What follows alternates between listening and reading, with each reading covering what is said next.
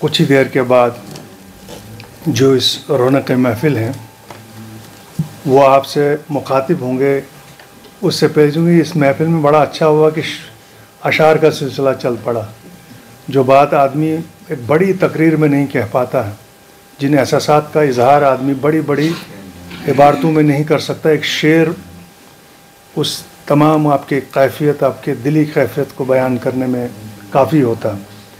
तो दो चार शेर मैं अभी मोबाइल में देख रहा था, तो मैंने सोचा कि आखिर पे उनको मदऊ करने से पहले उनकी नज़र करता हूँ कि जाने वाले से मुलाकात नहीं हो पाई। ये तो कल ही की बात थी, हम इनसे मिले, ये इश्तियाक रहा था सारी ज़िंदगी इनके ज़ेर साया काम करें, लेकिन लम्हा बीत गया। जाने वाले से मुलाकात नहीं हो पाई, दिल में ही रही बात नहीं हो पाई, और तुम्हें ज़रूर कोई चाहतों से देखेगा, तुम्हें ज़रूर कोई चाहतों से देखेगा, मगर वो आँखें कहाँ से हमारी लाएगा, मगर वो आँखें कहाँ से हमारी लाएगा। और तुमको रुखसत तो किया था, मुझे मालूम न था, सारा घर ले गया घर छोड़ के जाने वाला। मैं अब इन्हीं 3 अशार के बाद मोहतरम प्रहलाद भगत साहब, जो कि डाइट प्रिंसिपल हैं अभी, उनको दावत देता हूँ कि वो इस महफिल की रौनक को दोबाला करें अपने मवाइज़ हसना से। मोहतरम प्रहलाद भगत साहब।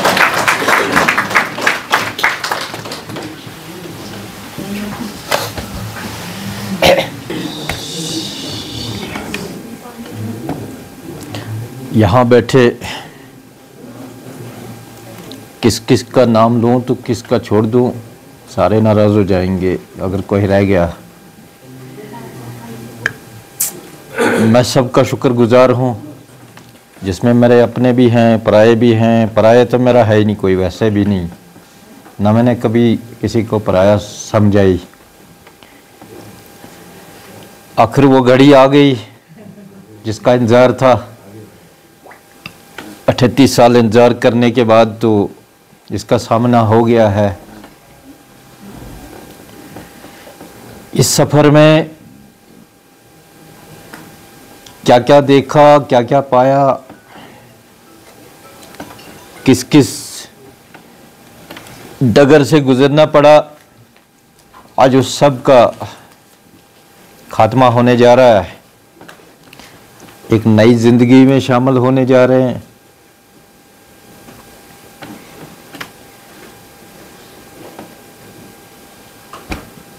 यहाँ बैठे बैठे आप लोगों ने बीच बीच में मुझे थोड़ा सा इमोशनल किया, लेकिन कोशिश की कि वापस उसी अपने जामे में आ जाऊं।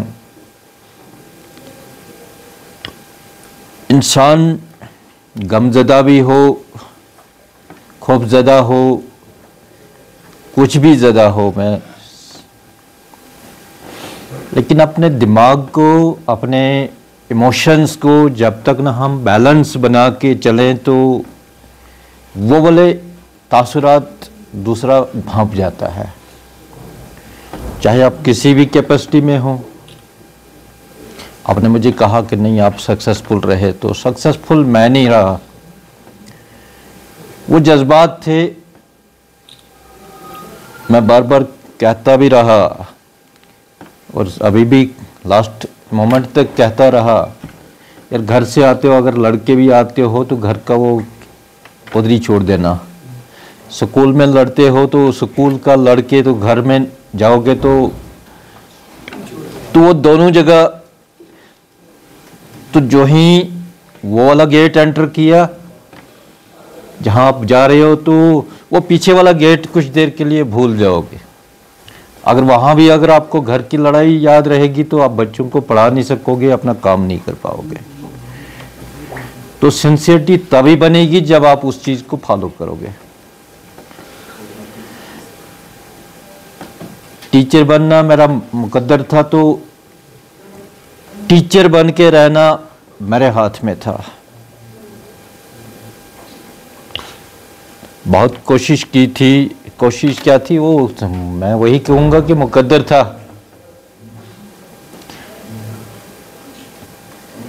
मैं नहीं कहता था, लेकिन कह रहा था कि 86 में जब यूनिवर्सिटी में पढ़ते थे तो उसी वक्त थोड़ा सा कुछ हाई आल्टीट्यूड पे हमारे वो थे इमोशंस, अपने टारगेट्स,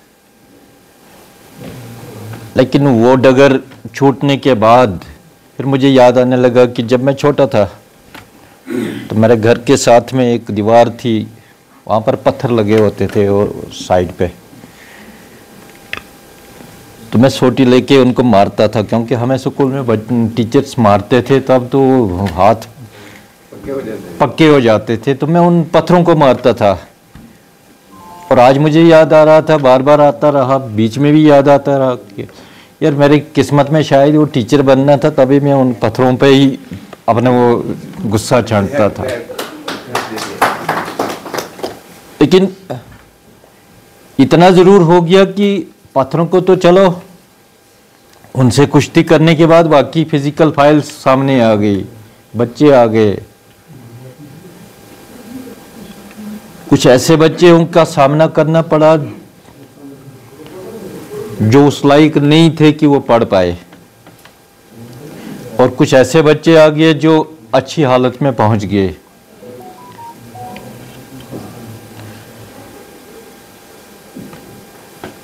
गरीबी के सताए हुए उस इलाके में मुझे बहुत तरस आता था बहुत बार। मैं एक थोड़ा सा किस्सा सुना के, थोड़ा सा ज़्यादा नहीं कहूँगा, लेकिन एक क्लास शायद इलियास साहब को थोड़ा सा याद हो, 3rd क्लास थी जिसकी सोशल साइंस कोई टीचर पढ़ा रहा था, मेरा साथी था वो भी। तो हफ्ता भर पढ़ाने के बाद वो गया हेडमास्टर के पास, बोलता है मुझे माफ़ करो, मैं इस क्लास को नहीं पढ़ाऊँगा। तो हेडमास्टर कहता है कि यार क्या हो गया? कहता नहीं, ये बच्चे ही नहीं पढ़ते हैं, ये मानते ही नहीं, ये कुछ नहीं मानते हैं। तो उसने कहा चल ठीक है। फिर हमारे उसी स्कूल में एक मास्टर ग्रेड तब होते थे, तो वो वहाँ पर बैठा था। तो हेडमास्टर ने कहा कृष्ण सिंह जी अब कल से आप ये क्लास पढ़ाओगे। उसने कहा ठीक है। पहले तो कहा कि नहीं पढ़ाऊंगा, फिर बोलता नहीं ठीक है। 10 दिन के बाद फिर वापस गया वो भी। तो कुदरती क्या था कि मैं वहाँ पर बैठा था। कहता नहीं जनाब मुझे बख्शो, मैं भी नहीं पढ़ा सकता हूँ। आज मुझे 10 दिन हो गए, ना बच्चे किताब लाते हैं, ना बच्चे पढ़ते हैं, ना याद करके लाते हैं, मैं क्या करूँ उधर जाके। तो मैं वहीं बैठा था। तो कुदरती ऐसा हुआ कि मैंने कहा एक काम करो मुझे दे दो। ये बात मुझे इसलिए याद आई, बीच में कहीं वो आया था कि चैलेंजेस को एक्सेप्ट करना। तो जब मुझे दे दी तो मैं गया क्लास में, मैंने 2 दिन लगाए। सिर्फ ये नहीं पढ़ाया, कुछ नहीं, उनको सिर्फ कहा, पूछा कि आपके घर में क्या क्या होता है, वो घर की कहानियां उनसे सुनने लगा।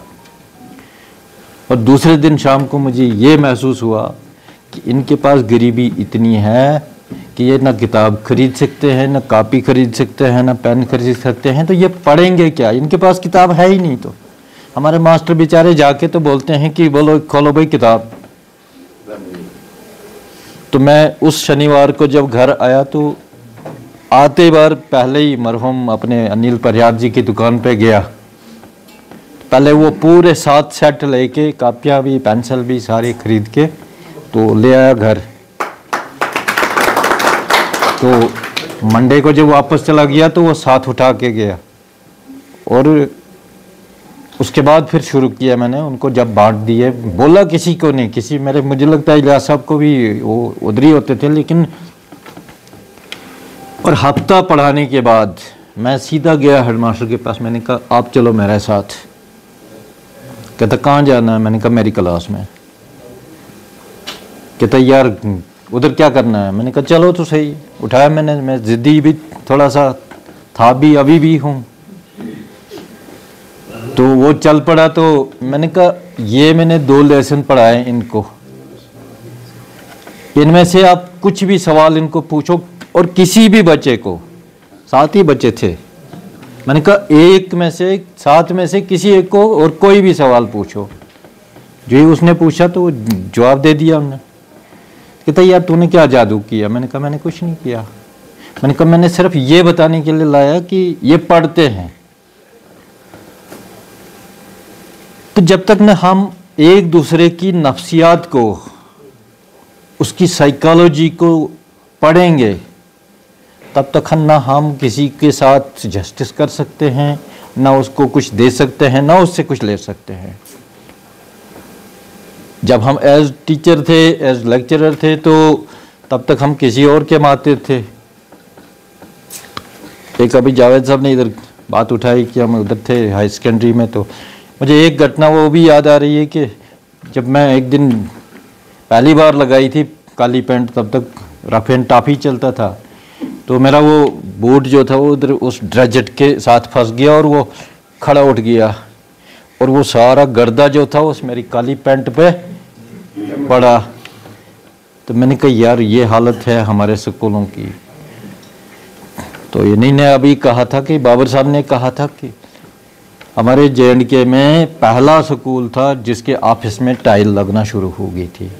तो जब मैं एज प्रिंसिपल गया तो पहली फुर्सत में वो ड्रेजेट उठाया, मैंने कहा मेरे अलावा किसी और के पैंट खराब ना हो। तो जब गर्ल्स में बाबर साहब की बात को आगे बढ़ाऊंगा कि CCTV कैमरास जब लगे थे 2014 में गर्ल्स में, उनने तो डिस्ट्रिक्ट का कहा, लेकिन स्टेट में किसी भी सरकारी इंस्टीट्यूशन में तब CCTV कैमरा नहीं था। अब बात रही कि ऐसा क्यों? यार नीयत अगर मेरी ठीक है तो उस चीज़ से नहीं। हम अक्सर सुनते थे कि DDOs को इतना जवाब देना पड़ता था, ऑडिट इतना आता है, फिर वो सवालों के ऊपर सवाल करते हैं। तो मैंने कहा यार कोई बात नहीं, दे दो, जवाब दे दूंगा मैं, लेकिन करके दे दूंगा। तो अगर किया ही नहीं कुछ तो जवाब देना पड़ेगा, तो फिर वो फायदा नहीं है। तो कभी दिल में कभी डर नहीं रहा मुझे। आज मैं कल लास्ट साइन किए थे मैंने इधर अपने रेवेन्यू बजट में, डाइट में ना, रेवेन्यू बजट में मेरा 1 रुपया पीछे नहीं है। समग्रा का 10-20 लाख जितना आया था वो भी खत्म कर दिया। वो डर मेरे दिमाग में नहीं है। वो मेरे डोडा वाले साथी, अब मैक्सिमम मुझे लगता है आधा हाल अब डोडा वालों से ही भर गया है, और मैं कितना शुक्रिया अदा करूं, अपने जज्बात को कितना भी कंट्रोल करूं या क्या करूं, मैं उस एहसान से छूट नहीं सकता हूं। तो इन लोगों ने भी मुझे खर्चा करना सिखा दिया। और एक वक्त ऐसा आया कि हमारा समग्र डायरेक्टर हमारा दीपराज था, उसने पूरी उस एक मीटिंग चल रही थी तो सबको कहा था कि अगर सबसे खर्चीला अगर कोई CEO है तो वो यही है। यार मैं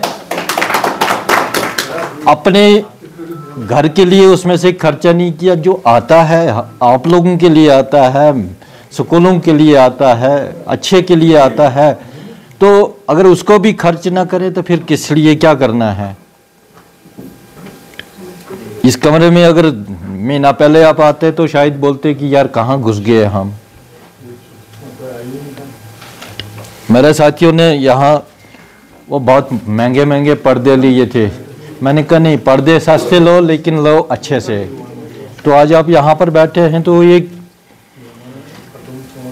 एक चीज़ में ज़्यादा लंबा भी नहीं करूँगा मैं। मुझे खुद ही, हमने टारगेट रखा था 1 बजे यहाँ से जाने का, लेकिन महफिल गर्म होती गई और इतनी गर्म हो गई कि मुझे लगता है आप उठना भी नहीं चाहोगे।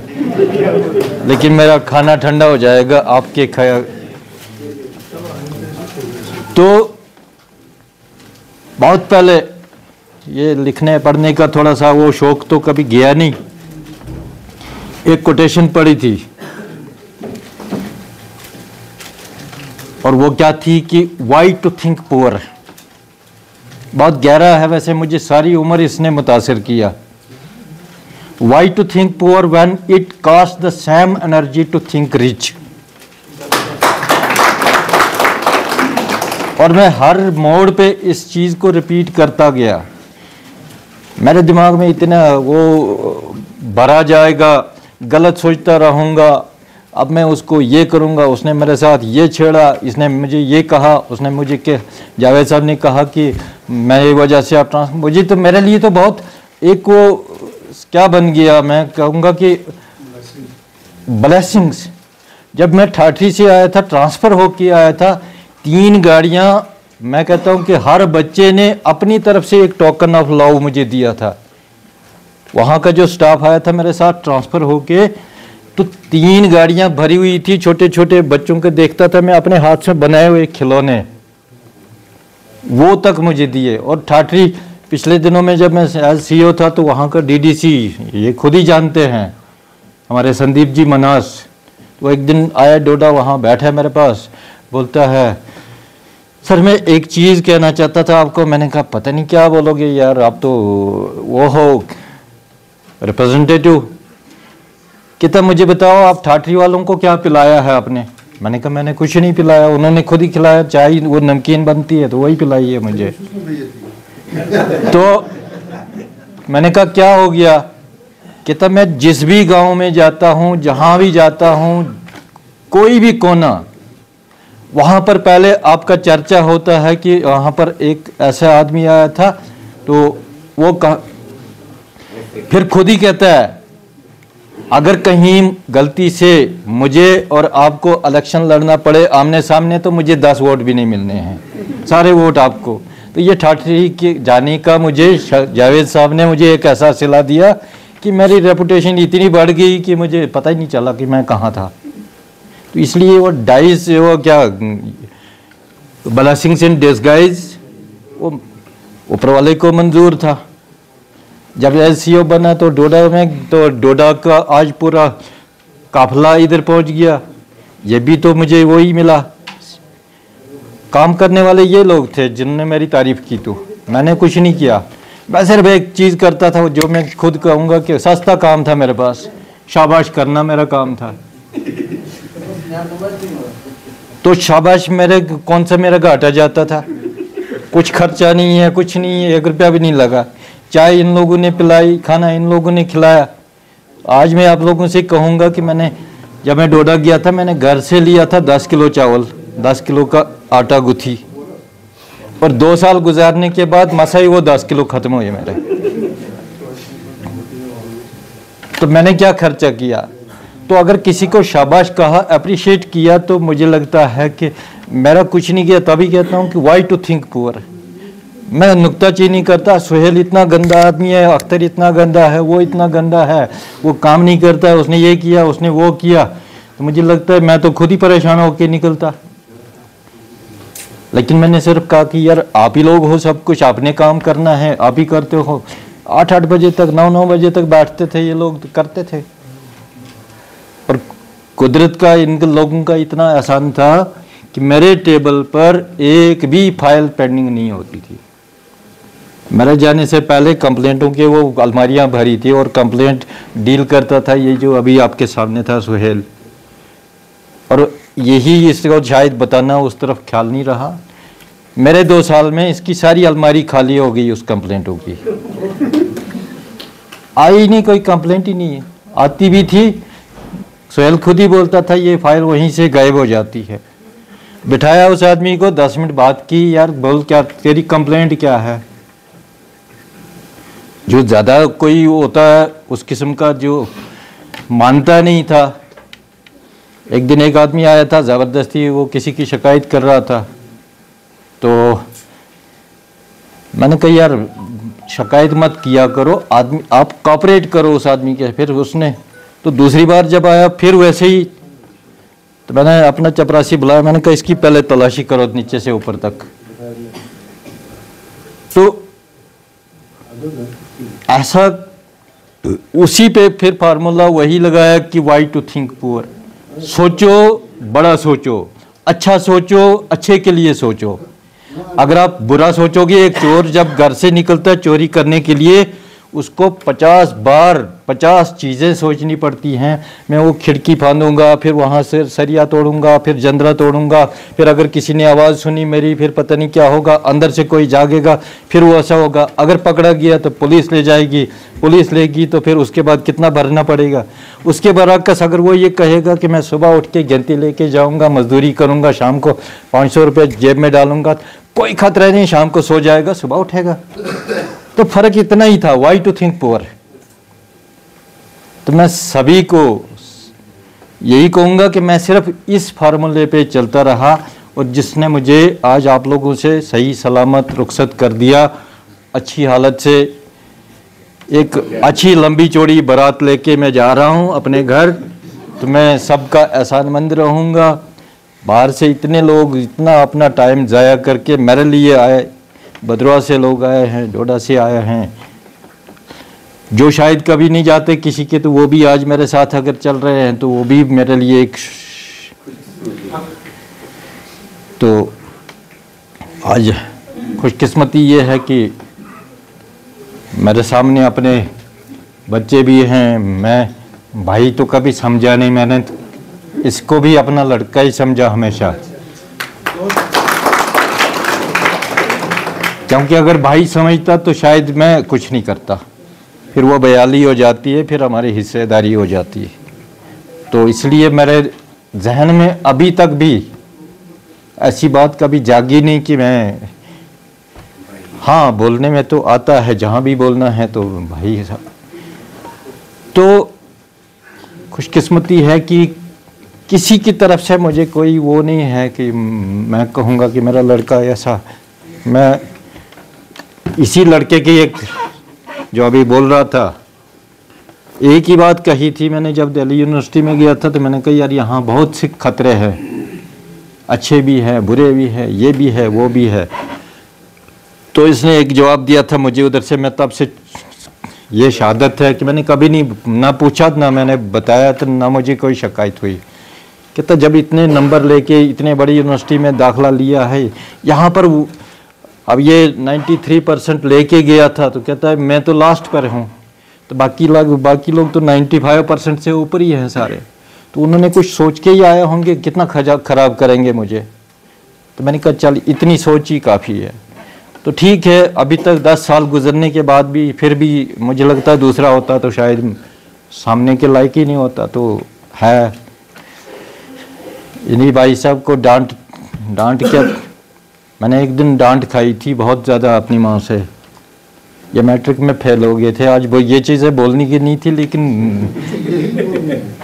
जब मैट्रिक में फेल हो गए तो जब रिजल्ट निकल गया तो घर गया तो माँ ने इतनी गालियाँ दी मुझे, क्योंकि बाप का साया तो आपने सुना पहले ही।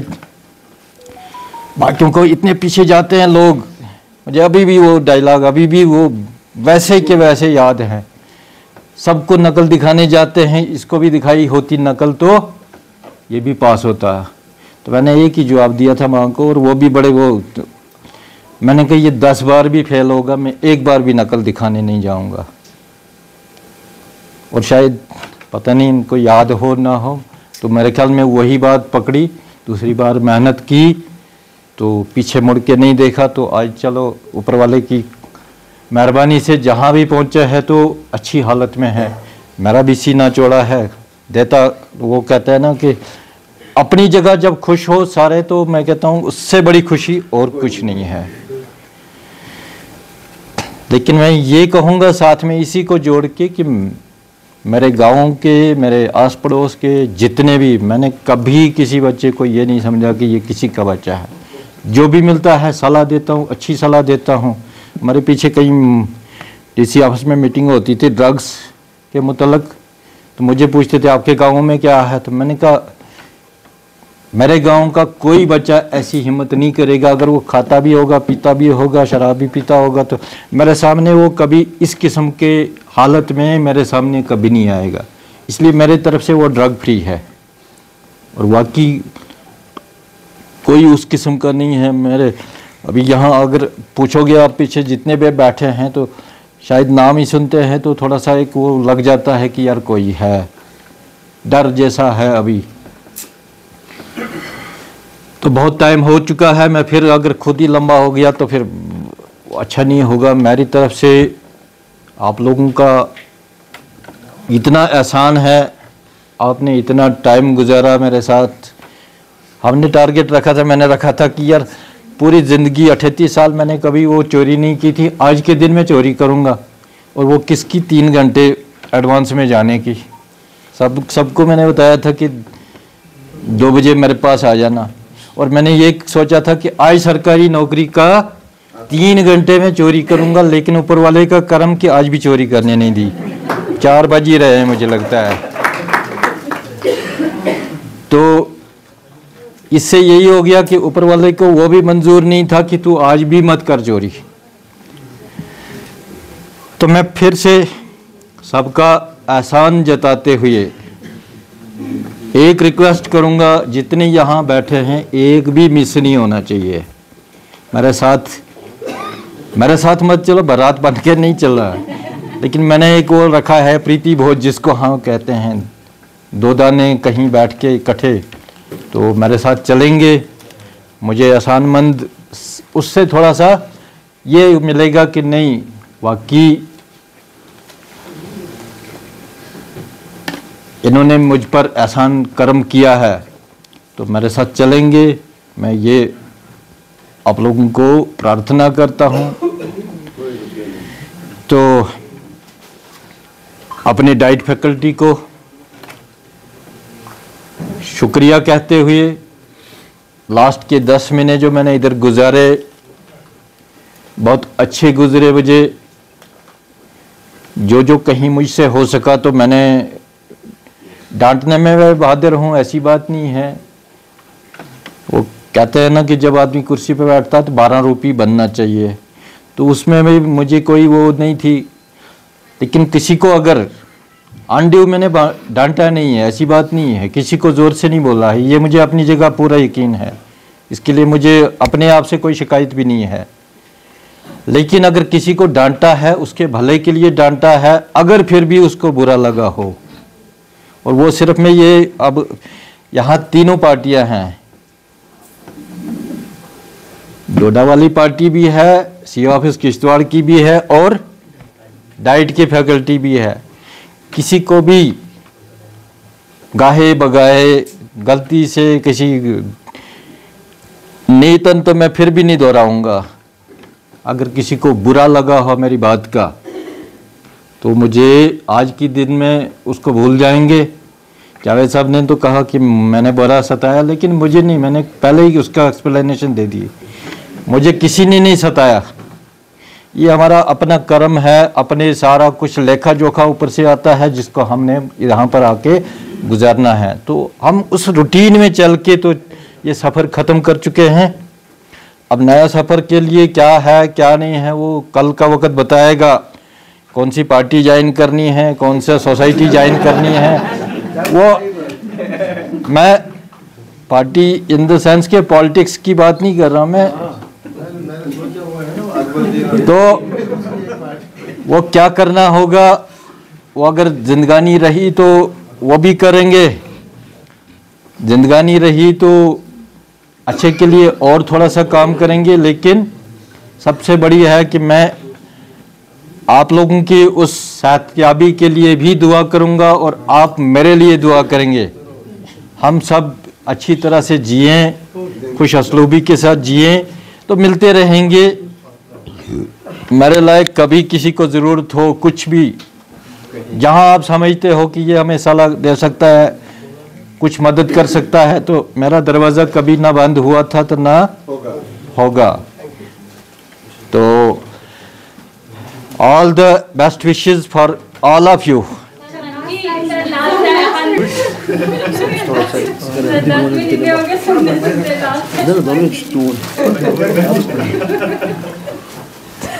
तो